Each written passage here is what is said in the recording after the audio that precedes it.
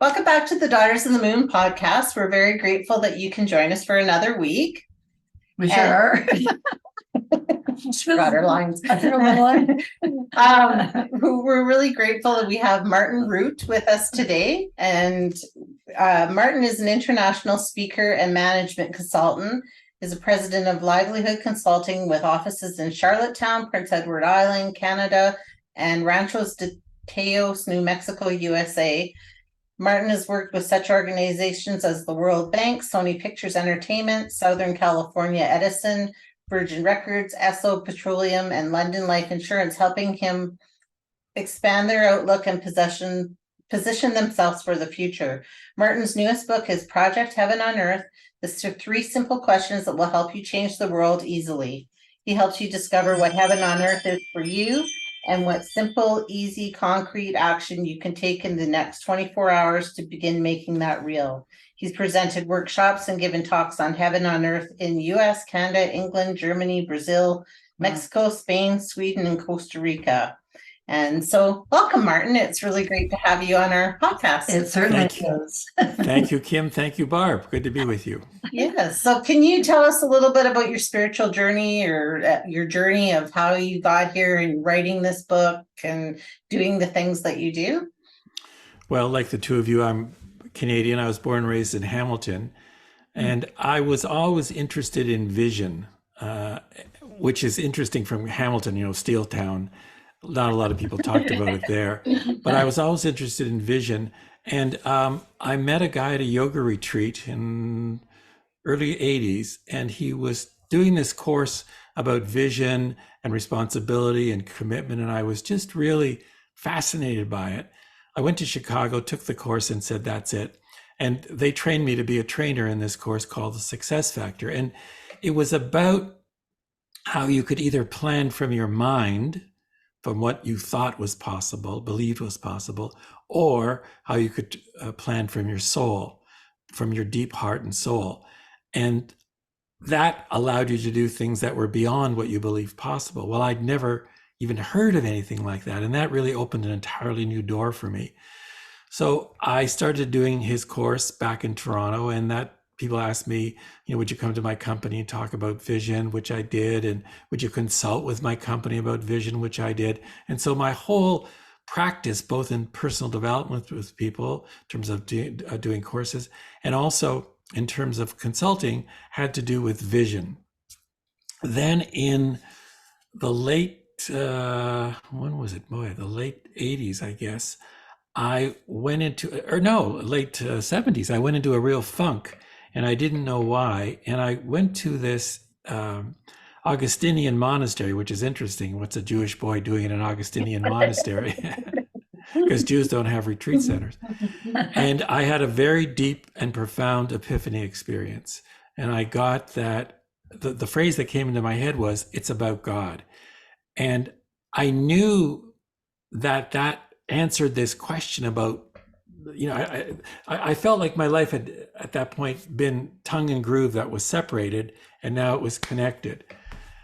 So how do you talk about spirituality?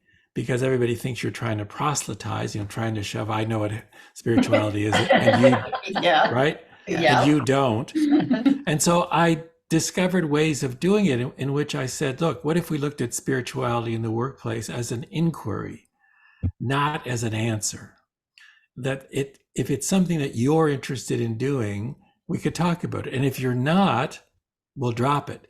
Yeah, and what I discovered was people did want to talk about their spiritual life at work. I could be spiritual at home. I can be spiritual in places of worship, right? But I can't, or I thought people think that they can't do it at work. And so that opened a whole new arena for me. I helped begin conferences on spirituality and work all around the world. I didn't do the conferences, but I helped people who were doing it. I helped seed them around the world. And I helped co-create a Center for Spirituality and the Workplace at the Sobey School of Business at St. Mary's University in Halifax, because I wanted to take this conversation about spirituality and work into the business world. And I thought, what better place than a business school? And so we had PhD programs and undergraduate programs. We did public lectures. We had a global mailing list. It was all about giving permission for the conversation about spirituality and work.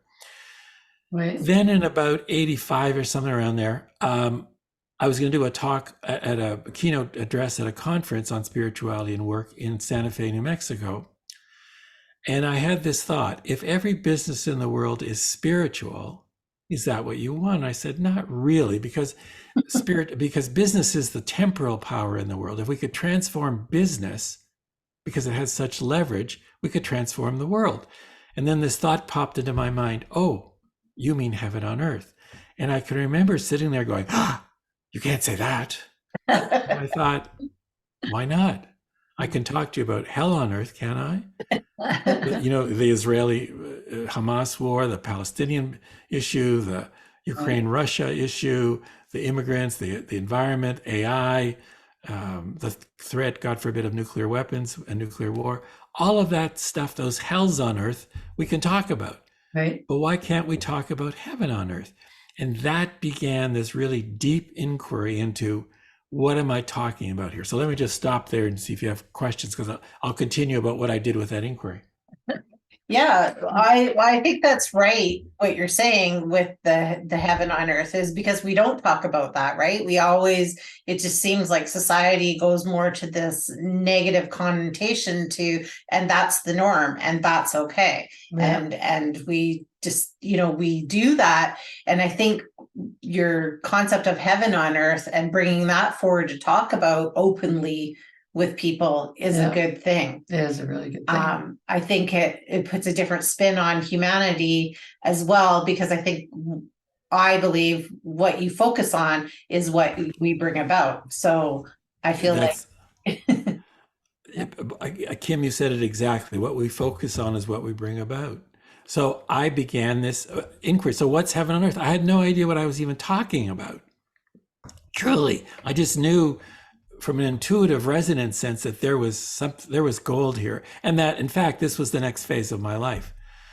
So I started going around to people saying, well, what's heaven on earth for you? What's heaven on earth for you? What's heaven on earth for you? Just asking over and over and over, because I wanted to see, is there a lay of the land here? Is there something that's like the norm? Right. Without me telling you. So what I saw after I kept asking that question over and over is, in fact, there are 3 questions. It's not one question.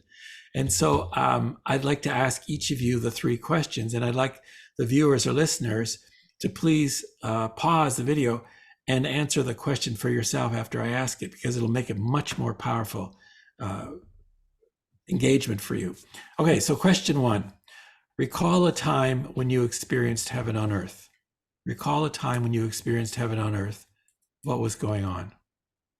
I was just at a competition for my son as a bodybuilder, and watching him on stage and doing his show was heaven on earth for me. It was like watching him in a whole different type of person that he is, watching him all the way around. Now I know him inside and out, kind of sort of thing. It was like heaven on earth that day watching him. Yes. Very, very clear. Kim.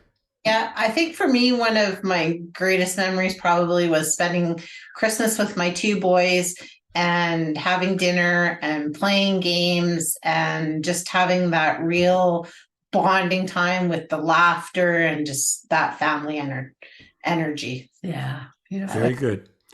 I'm going to comment on the questions when we're done. All right, second question. Here's a magic wand. Imagine you have a magic wand, and with this wand, you can actually have heaven on earth. What's heaven on earth? Wow. That's a biggie. Just being peaceful with myself, bliss. Just feeling that moment of everything's okay. That would be heaven on earth to me. It was not being worried about anything, just doing my life and just being happy the whole time, but no worries. That would be heaven on earth. Very good. For me, Kim. I think heaven on earth would be heaven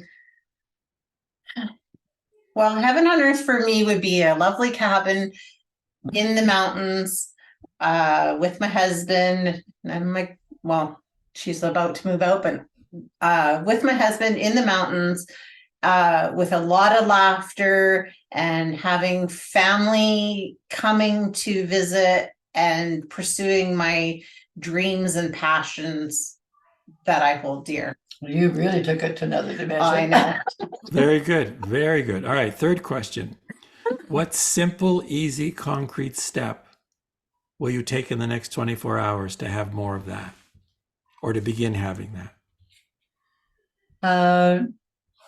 Well, manifest it for sure. I feel like I'm always trying to bring things forward that would make me happy and just very calm. And so what I do, probably just relax, Okay. meditate maybe, find a lot of laughter in the day for sure. That would be it. And music. Music gives me my joy. All right. Kim. I would say that I will probably journal on this a little bit.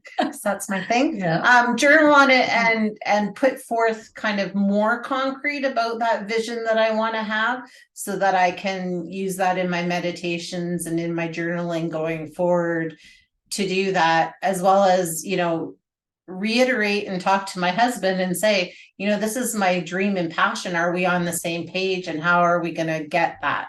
Very clear. Very, very clear. Yep. Let me go through the questions. Okay. Question 1. Recall a time when you experienced heaven on earth. And what you both did is you answered the question. What you did not do is say or ask, Martin, what do you mean by heaven on earth? Okay. Nobody asks me that question. Everybody just answers the question. Recall a time when you experienced heaven on earth. Oh, Christmas with my 2 boys, seeing my son, the bodybuilder, or whatever. But people instantly know. And it's because I think that within you, you have something called an already knowing about what heaven on earth is. And Yeah. this question is designed to elicit it, to have it come out. The second is, here's a magic wand, and with it, you can have heaven on earth. The purpose of the magic wand is to remove the necessity of having to know how you're going to do it. And if you don't have to know how, because that's the magic wand's job, then you can go right into what the heaven on earth is, what heaven on earth is for you. So for you, Barb, peaceful, bliss, everything's okay, no worries. For you, Kim, that lovely cabin in the mountains with my son, with my family, with my husband, laughter, family visiting, all of that stuff. And you knew. And then the third thing to really make it real is, as you said, Barb, manifest, relax, meditate, laughter. And for you, Kim, journal on this, have it be a more concrete vision, speak to my husband so we know that we're on the same page. So what you'll notice is, A, you have had an experience of heaven on earth. B, you do know what heaven on earth is. And C, you know what the simple, tiny step is to help move that forward. Nice.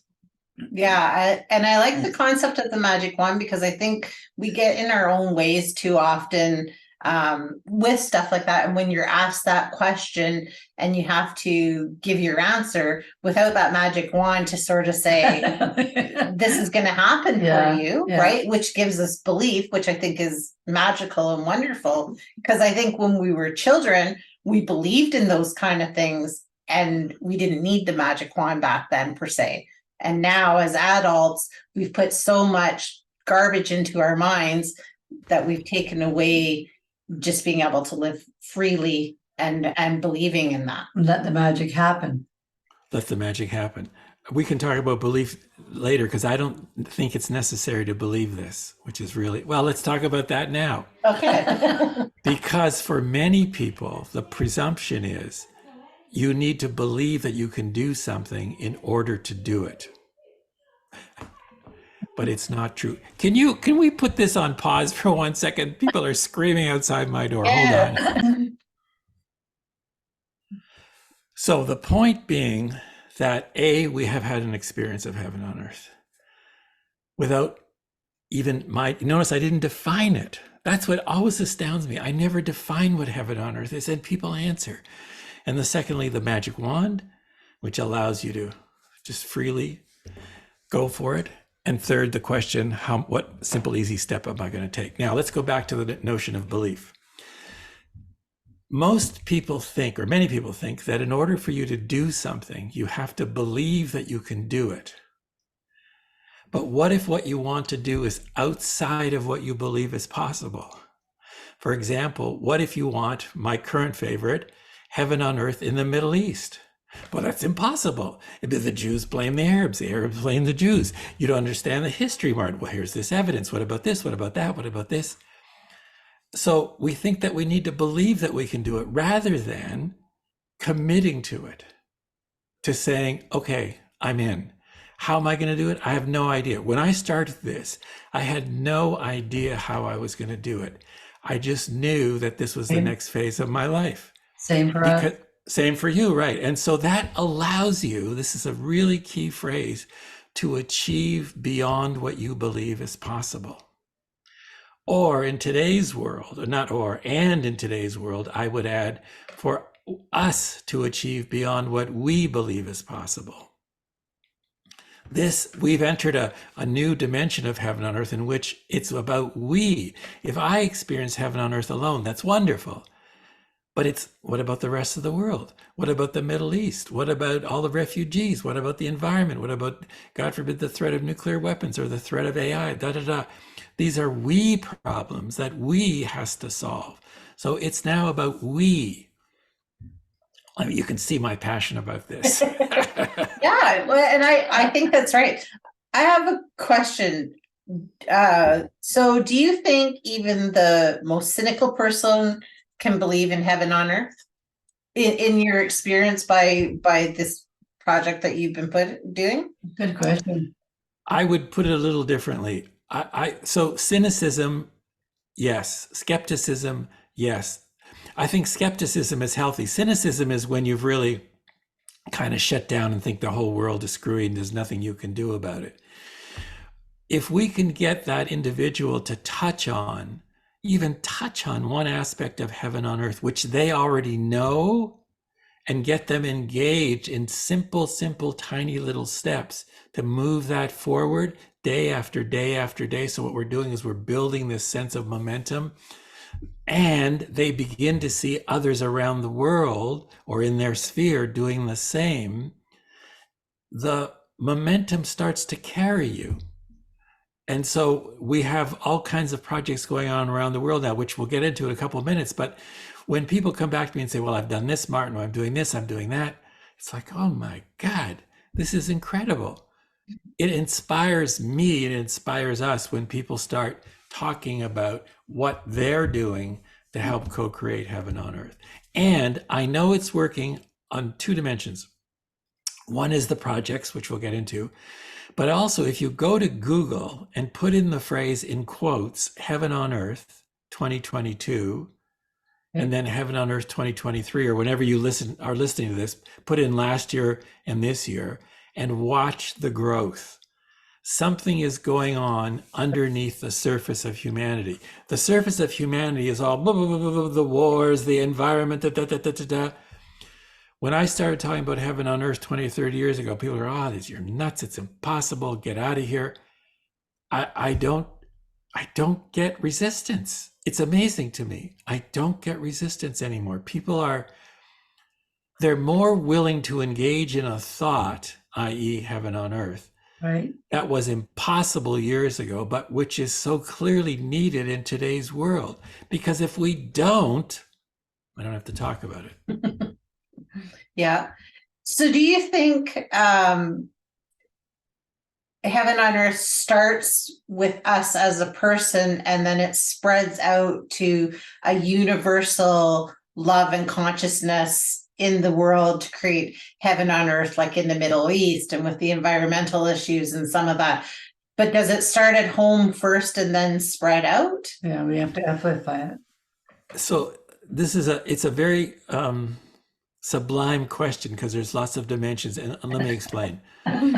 So the first, I'm going to call it a phase, but that's not a good word. But the first phase, the first dimension of heaven on earth was me talking for about 30-ish years to talk to you as an individual or you in a small group about moving it from heaven on earth is completely impossible to, well, maybe it's possible, to, oh my God, it is something that I want. Oh my God, my soul and my heart wants this. Well, this is what heaven on earth is for me, using my magic wand. Oh, well, here's the little thing I can do, the simple little easy thing that I can do to move this forward. And all of a sudden, they're in. And by their definition, they're helping to co-create heaven on earth. So that really was the first, iteration, the first phase, to get you individual to see that it is possible and to engage. Now there's been enough of that gone on that in the last roughly 6 months or so, I started to say, nah, it's not right anymore. It's not right. And I don't know why it's not right, but it's not right. And all of a sudden it began to clarify for me. So first of all, I wanted to name this new phase. And I'll start with two aspects of it. So the name of the new phase is heavening. And heavening is actually a verb, to heaven. To actually, let me just do this. I hadn't expected to do this, but I will do this. I want to give you heavening. So this is in my, oops. I just pulled my ear plugs out. So in my research on heaven, I discovered, in addition to being a noun, heaven is a noun, the Oxford English Dictionary also defines heaven as a verb. So this is real, the Oxford English Dictionary. To make heavenly in character, to transport or transform into heaven, to bless with heaven, beatify, render supremely happy. So to be more precise, heaven is a transitive verb, and a transitive verb requires a direct object, a noun, a pronoun, or a noun phrase to complete it. In other words, you have to go around heavening someone or something to have the verb be accurate. So heavening is this new phase, and it's we heavening. It is a healthy I, doesn't get rid of the I. It's a healthy I within an effective and efficient we. So I is heavening and we are heavening. That's this new phase. Let me stop there. Now I want to give you some examples of what people are doing. Yeah, and that makes sense to me, because then I feel like as we're heavening, then that we are spreading that out. Grouping together. Yeah. Yeah. And as the collective, we are creating that and spreading that into some of these places that may need it and maybe are so just in the midst of what they're doing that's not what they're thinking about right at the moment, right? No, that's right. Correct. They're just thinking, am I going to live today, or what Yeah, am I going to have a home tomorrow? Yeah. Those kind of things. Get me through the Yeah, day. which is, it's survival and it's totally appropriate. Right. And we're not there. I mean, I have relatives in Israel, and this is serious stuff there. So let me talk about the book that came out of this, because I don't think I talked to you both about this. Read the title of the book, will you? Oops. Yeah, Project Heaven on Earth. And I've started reading it. I'm about midway through, and I'm enjoying it so much. And I love the examples that you give. And it's a wonderful, wonderful book that just really is inspiring. Makes you see what you should be looking at. Yeah, and it's really, I think, in general, we complicate that message when it's just such a simple message. Yes, that's true. So let me go back to something, because I wanted to ask you. The title is Project Heaven on Earth, right? Yeah. But the title is also Project Heaven on Earth. Oh, yes. Okay. So it's the verb project, as in being, and the noun project as in doing. So from being comes doing comes having. Cool. Oh, I So like that. some examples. A woman from Hawaii, Susan Alima Fryer, she grows little microgreens, which I think take about 10 days or something. And she teaches people how to grow them, and you cut them and blend them up into a drink. Okay. So we're talking about it. She said, well, what can I do? I can't do anything about heaven on earth. I said, what do you do? Well, I microgreens. I said, so what's heaven on earth for you? And she talked about how deep in her soul, I still remember this, what she wanted to do was recreate the Garden of Eden. So she wanted healthy plants. And so she puts that, heaven on earth is, I don't remember the exact words, but to the effect of heaven on earth is recreating the Garden of Eden. And that's embedded in her email. We have a police officer in Lubbock, Texas, who's written a 16-page manual called Heaven on Earth for Law Enforcement. Because I asked him what heaven on earth for law enforcement, for policing was, and he said, the end of crime and people helping each other, which I thought was just like that. He answered it. We have a woman in Lunenburg, Nova Scotia, in Canada, who, we were talking on a webinar about sufferings, and she said, well, one of the sufferings in the world for me, Martin, is violence against women. And then she gets really mad. I've been to the police. I've been to the government. Nothing. What would you do? And I said, well, I don't know, Susan. I don't know your financial situation. You could donate a penny. You could donate $5,000. Well, what difference would a penny make? And one of the other women on the phone call said, Diane, what if every person in your county donated a penny a day to help end violence against women? And she went, oh my God.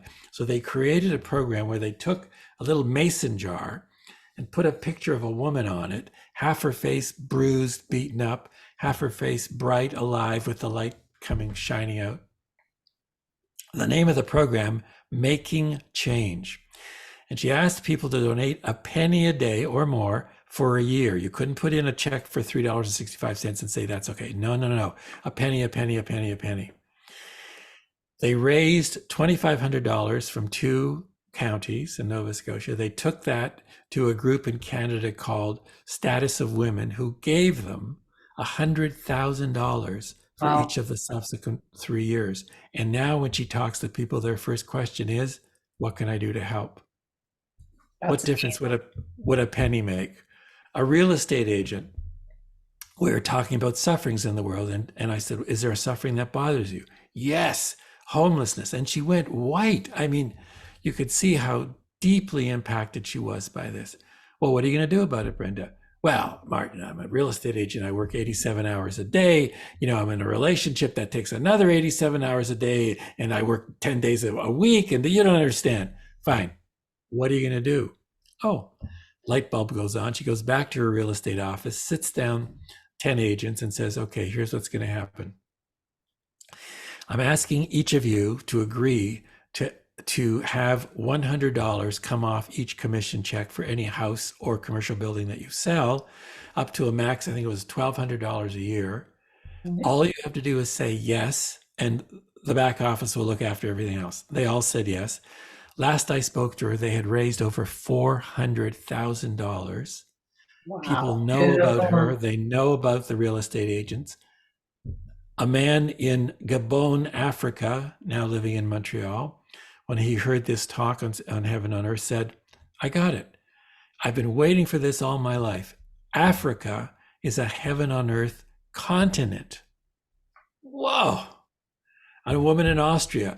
Austria is a heaven on earth nation. I said, Elizabeth, how can you say something like that? She said, well, because it's simple. And she was the one who taught me what simple means, that I don't know what's simple for you, but you know what simple is for you. So back to your original question. So for some people, it's inner, they start over here. Some people, they want to end a suffering.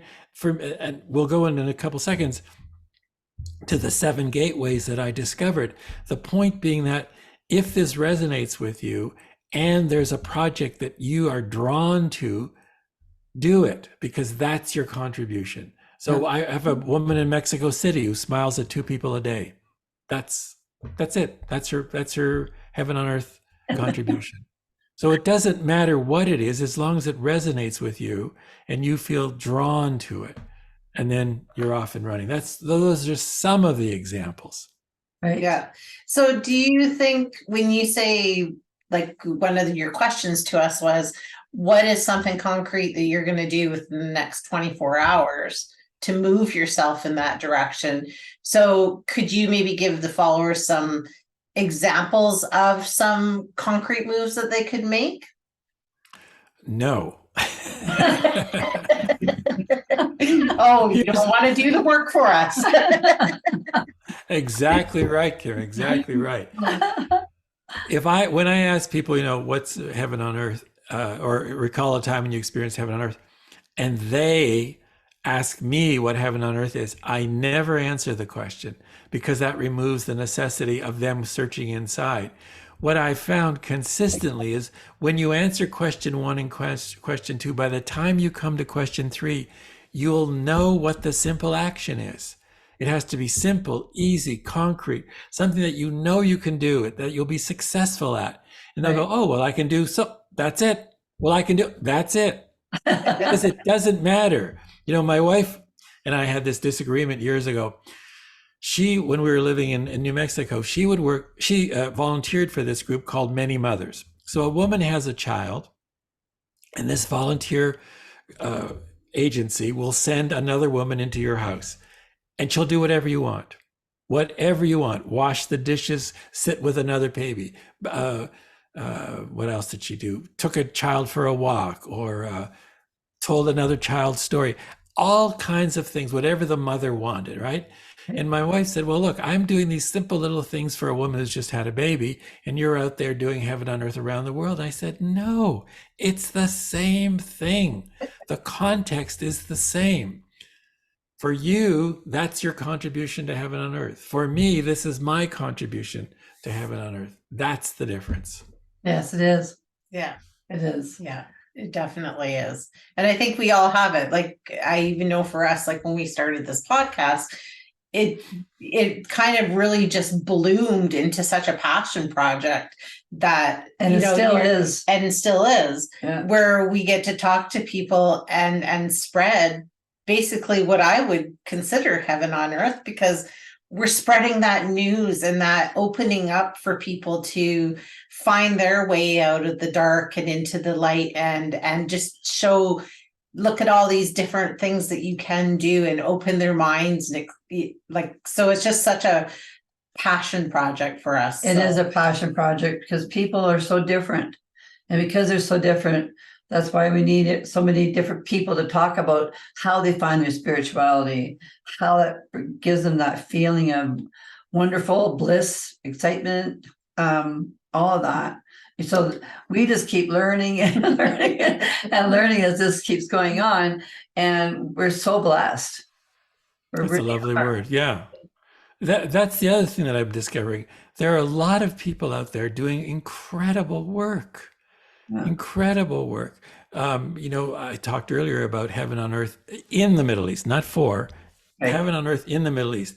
And since I made that commitment about a week or two ago, all of these organizations and these people, Israelis and Palestinians, who have been working and are continuing to work for peace, and what I say, more than peace.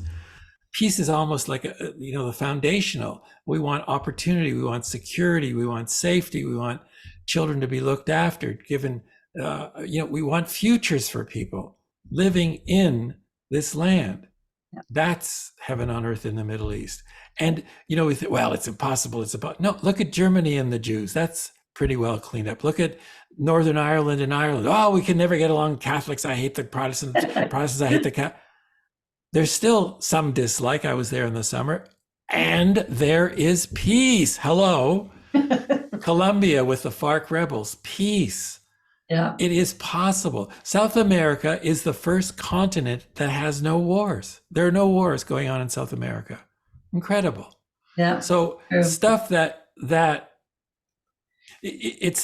going back to what you said earlier, Kim, it's not necessarily to believe that you can have heaven on earth. What is necessary is you commit to it and start taking a tiny action today and keep moving and moving and moving, and watch the momentum building and building and building. And my wife says, you've been doing the same talk 20 million times. How come you're so excited? Bill, because it's fresh every time. It's new. And I see people getting what I'm talking about in this new story. So at the higher level, what we're doing is we're co-creating the new story of what it means to be a human and what it means to be humanity. The new story of what it means to be a human and what it means to be humanity. Heaven on earth. It's time, isn't it time? It is. Why, it is time. Why do we have to put up with all this hell's on earth?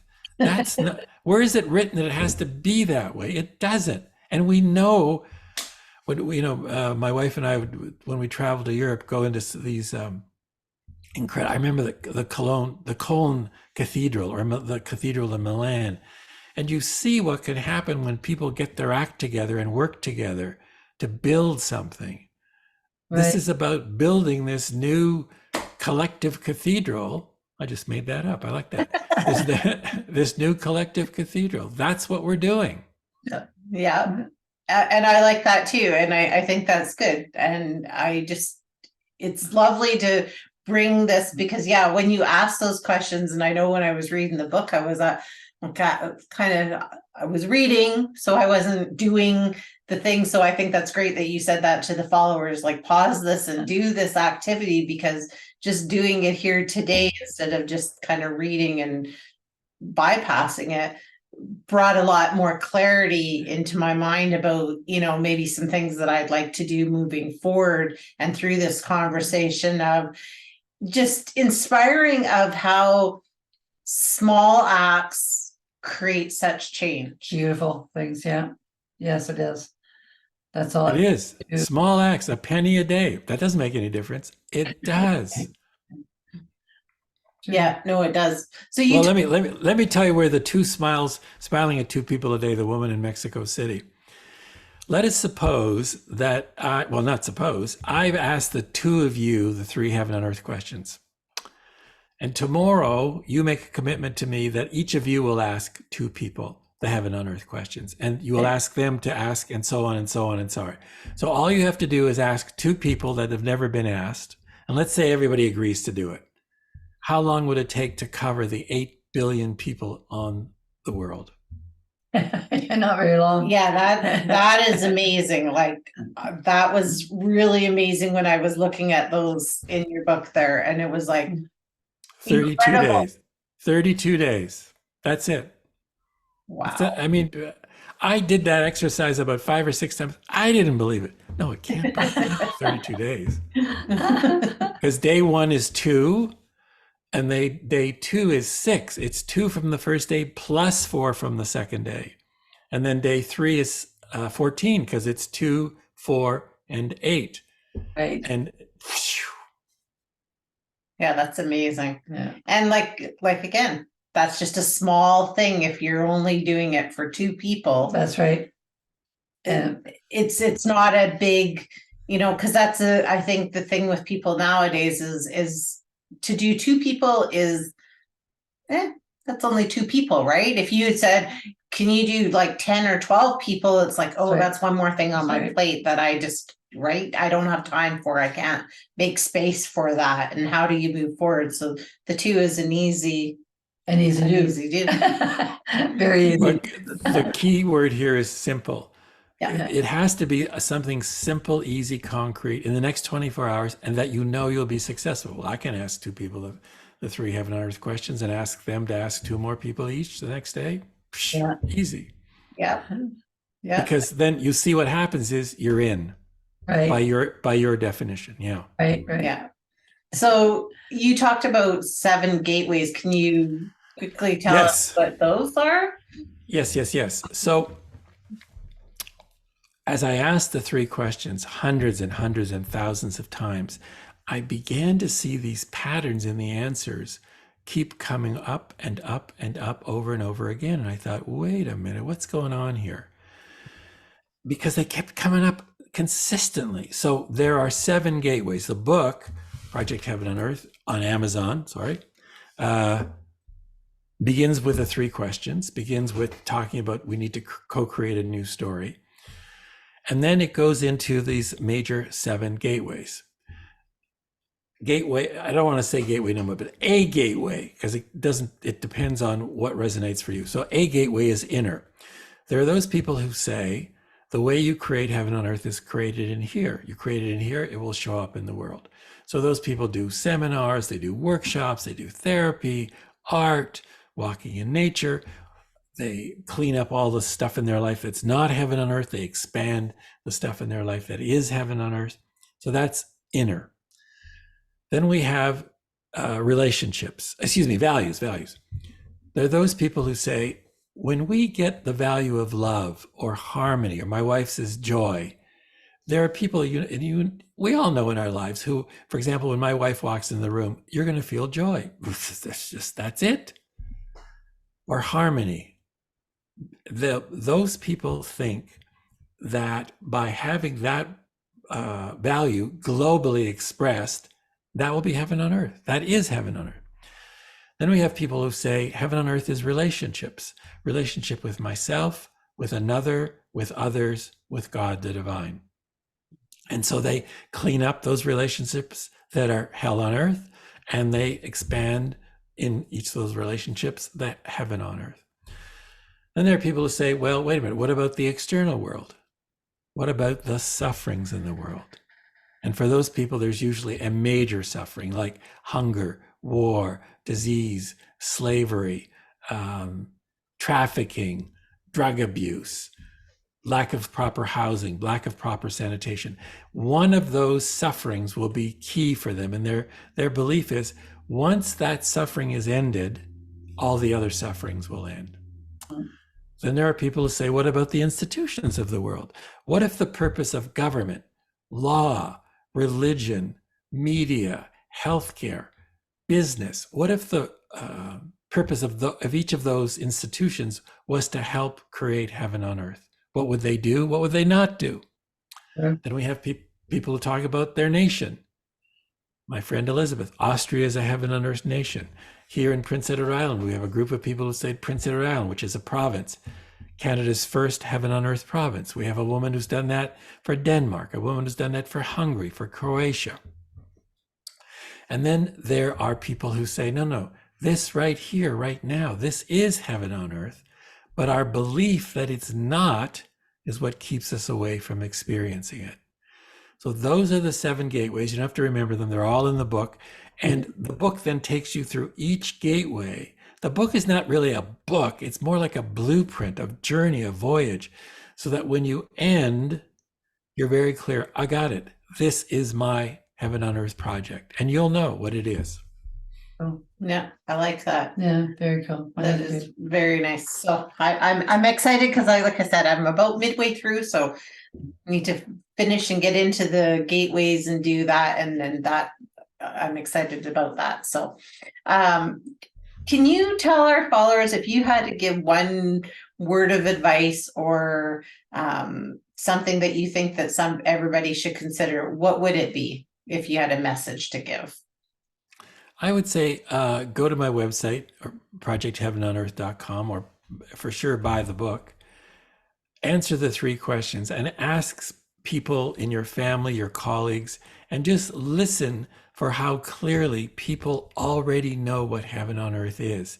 This is not some great new thing in one sense. It's the heart's knowing, the divine soul's knowing, and it's coming out into the world. So Right. the more you discover what people already know about what heaven on earth is, the better it is for all of us.